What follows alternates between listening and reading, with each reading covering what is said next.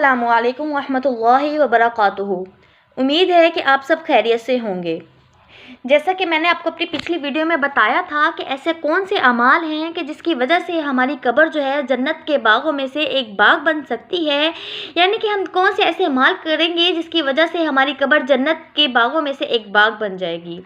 तो उसमें वीडियो में मैंने आपको कुछ अमाल बताए थे, उसमें सदक़े के बारे में भी था, उस पर भी मज़ीद मैंने वीडियो बना दी थी कि किस मुताबिक हमें सदका करना चाहिए, किन शराइत को मद्देनज़र रखते हुए हमें सदका करना चाहिए।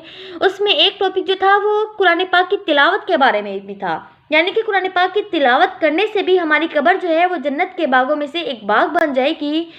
तो आज मैं कुरान पाक की तिलावत पर बयान करूँगी।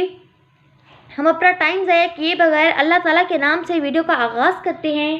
शुरू अल्लाह के नाम से जो बड़ा मेहरबान और नहायत रहम करने वाला है।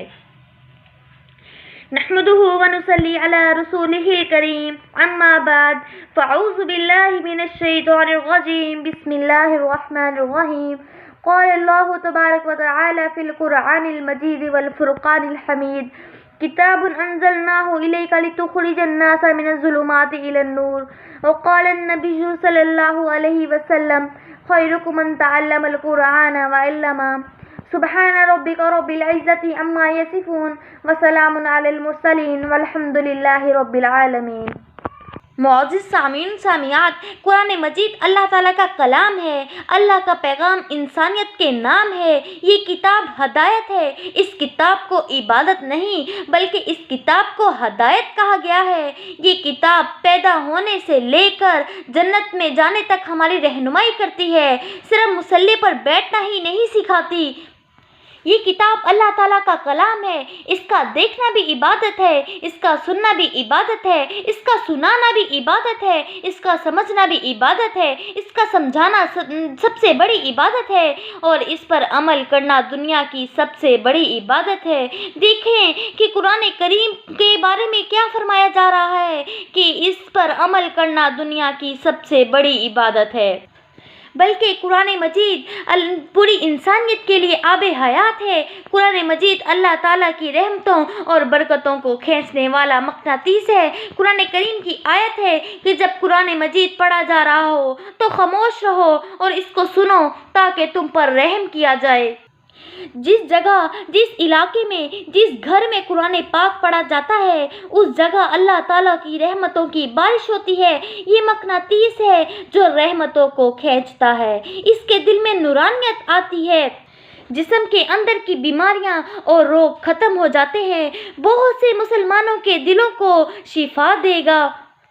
ये किताब ऐसी है कि जब हम बीमार हो जाते हैं तो यही किताब हमें शिफा देती है। जैसा कि कुरान सूरत मंजिल है, ये जो मंजिल है हमारी, हम अगर बीमार हो जाएं और ये पढ़ें तो इंशाल्लाह हम अल्लाह ताला के हुक्म से सेहतयाब हो जाते हैं। सूरतुर रहमान पढ़ने से हम इंशाल्लाह सेहतयाब हो जाते हैं। तो क्या फरमाया जा रहा है कि ये वही किताब है कि जब हम बीमार हो जाते हैं तो ये किताब हमें शिफा देती है। दिलों की बीमारियों के लिए ये किताब शिफा है, रहमत वाली है। ईमान वालों के लिए ये किताब रहमत है, ये नुस्ख़ा शिफा है। इसको पढ़िए, इस पर अमल कीजिए, इसको पढ़ने का अपना ही मज़ा है। हर शख्स इस मज़े से वाकिफ़ नहीं, ये याद रखिए। देखिए, मिसाल देकर समझाया जा रहा है कि अगर किसी शख्स को नज़ला ज़ुकाम होता है तो हमें किसी भी चीज़ का जायका समझ में नहीं आ रहा होता, हमें किसी भी चीज़ की खुशबू नहीं आ रही होती।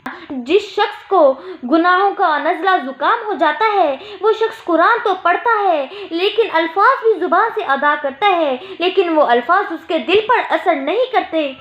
अगर हम कुरान पाक का मज़ा लेना चाहते हैं तो हमें चाहिए कि हम जो है गुनाहों को छोड़ें ताकि इसका मज़ा हम भी ले सकें, कुरान पाक के अल्फाज हमारे दिल में भी उतर सकें।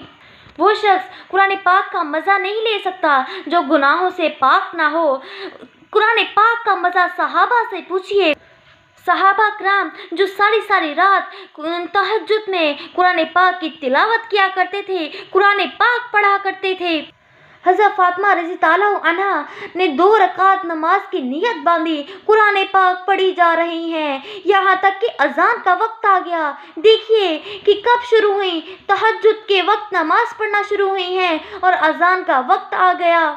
دعا کے لیے ہاتھ اٹھائے اور رونے لگیں، اے اللہ تیری رات اتنی چھوٹی ہو گئی کہ فاطمہ کی 2 رکعت بھی پوری نہ ہو سکی۔ اللہ سے شکوہ کر رہی ہیں کہ رات چھوٹی ہے، عبادت کے لیے کمی پڑ گئی ہے۔ آج ہم شکوہ کرتے ہیں کہ اے اللہ کیا تیری رات اتنی چھوٹی ہو گئی کہ ہماری رات کی نیندیں پوری نہیں ہوتی؟ ابھی تو ہم لیٹے تھے، آنکھ کھلی تو صبح ہو گئی۔ دیکھیں صحابہ کا جذبہ، دیکھیں کہ 2 رکعت نماز کی نیت باندھی تہجد کے وقت سے اور فجر میں اذان کا وقت آ گیا اور رو رہی ہیں کہ اے اللہ کیا تیری جو رات ہے وہ اتنی چھوٹی ہو گئی کہ فاطمہ کی 2 رکعت بھی پوری نہ ہو سکی۔ رات کے وقت اگر کوئی مسجد نبوی کے قریب سے گزرتا تو ہر گھر سے قرآن پاک کی پڑھنے کی ایسی آواز آتی ہے، جیسے آواز آتی تھی جیسے شہد کی مکھیاں بنبناتی ہیں۔ حضرت ابی ابن کعب صحابی ہیں، اللہ تعالیٰ کا کلام پڑھ رہے ہیں، نبی کریم صلی اللہ علیہ وآلہ وسلم تشریف لائے تو خاموش ہو گئے۔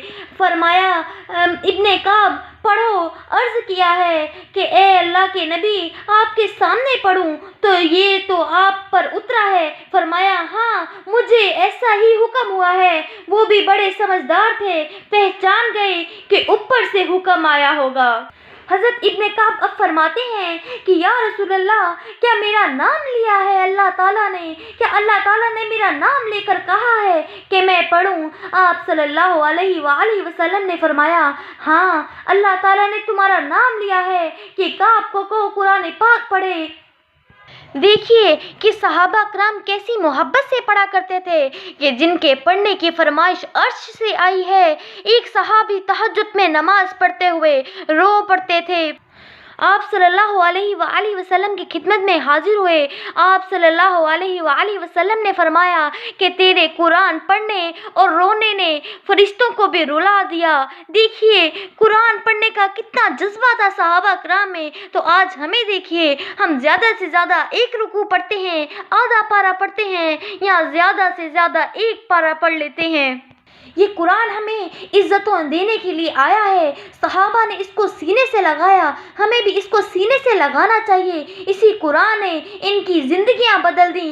دیکھیے صحابہ کرام کی زندگیوں کو بدل دیا، صرف اس قرآن پاک نے صحابہ کرام کی زندگیاں بدل دیں۔ وہ جس در بھی جاتے تھے اس قرآن کو اپنے سینے سے لگاتے تھے اور کامیابی ان کے قدم چومتی تھی۔